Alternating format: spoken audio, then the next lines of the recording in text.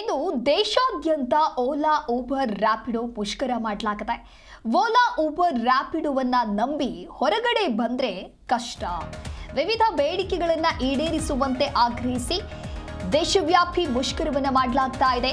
Telangana gig platform workers ಸಂಘ ಕರೆ ನೀಡಿದೆ. 6 ಗಂಟೆಗಳ ಕಾಲ ಆ್ಯಪ್ಗಳನ್ನು ಆಫ್ ಮಾಡಿ ಮುಷ್ಕರಕ್ಕೆ ಸಿದ್ಧರಾಗಿದ್ದಾರೆ. ಈ ಒಂದು ಹಿನ್ನೆಲೆಯಲ್ಲಿ ಆ್ಯಪ್ ಆಧಾರಿತ ಸಾರಿಗೆ ವ್ಯವಸ್ಥೆಯಲ್ಲಿ ವ್ಯತ್ಯಯ ಉಂಟಾಗಲಿದೆ. ಹಾಗಾದ್ರೆ ಇವರ ಬೇಡಿಕೆಗಳು ಏನು ಅಂತ ಹೇಳಿ ನೋಡ್ತಾ ಹೋಗೋದಾದ್ರೆ, ಕನಿಷ್ಠ ಮೂಲ ದರ ಮತ್ತು ಸಾಮಾಜಿಕವಾದ ಭದ್ರತೆಯನ್ನು ನೀಡಬೇಕು. 2025ರ ಮೋಟಾರ್ ವಾಹನ ಅಗ್ರಿಗೇಟರ್ ಮಾರ್ಗಸೂಚಿಯನ್ನು ಜಾರಿ ಮಾಡಬೇಕು. ಕನಿಷ್ಠ ಮೂಲ ದರವನ್ನು ನಿರ್ಧಾರವನ್ನು ಮಾಡಬೇಕು. ವಾಣಿಜ್ಯೇತರ ವಾಹನಗಳ ಬಳಕೆಯನ್ನು ನಿಷೇಧ ಮಾಡಬೇಕು.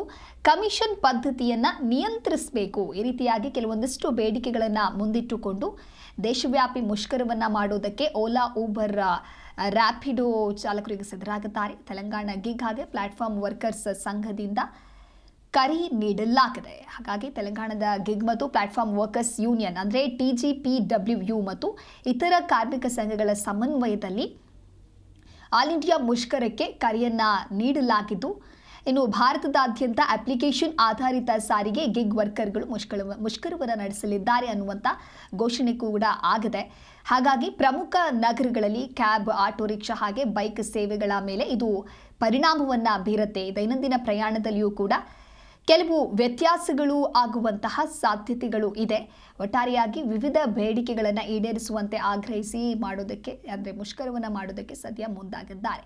6 ಗಂಟೆಗಳ ಕಾಲ ಆ್ಯಪ್ಗಳನ್ನು ಆಫ್ ಮಾಡಿ ಮುಷ್ಕರವನ್ನು ಮಾಡ್ತಾರೆ. ಆ್ಯಪ್ ಆಧಾರಿತ ಸಾರಿಗೆ ವ್ಯವಸ್ಥೆಯಲ್ಲಿಯೂ ಕೂಡ ವ್ಯತ್ಯಯ ಎದುರಾಗಲಿದೆ. ವಾಣಿಜ್ಯೇತರ ವಾಹನಗಳ ಬಳಕೆಯನ್ನು ನಿಷೇಧ ಹೇರಬೇಕು. ಕಮಿಷನ್ ಪದ್ಧತಿಯನ್ನು ಕಂಟ್ರೋಲ್ ಮಾಡಬೇಕು.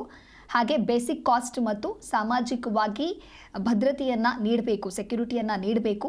2025ರ ಮೋಟಾರ್ ವಾಹನ ಅಗ್ರಿಗೇಟರ್ ಮಾರ್ಗಸೂಚಿಯನ್ನು ಜಾರಿ ಮಾಡಬೇಕು ಅಂತ ಹೇಳಿ ಈ ರೀತಿಯಾದಂಥ ಕೆಲವೊಂದಿಷ್ಟು ಬೇಡಿಕೆಗಳನ್ನು ಇಟ್ಟಿದ್ದಾರೆ.